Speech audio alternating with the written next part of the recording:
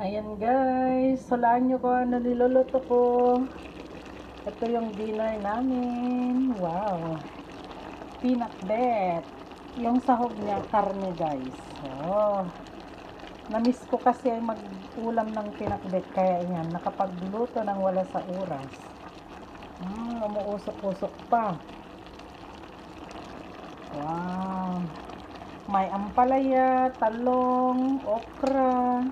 Walang sitaw guys. Sili, haba, sili. Tapos, kalabasa. Ayan. Yummy.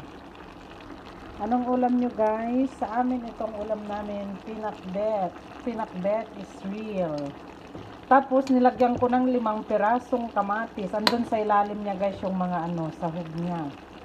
Kasi gusto ko yung maraming kamatis, maraming bawang, ganun para masarap. Thanks for watching. Bye guys.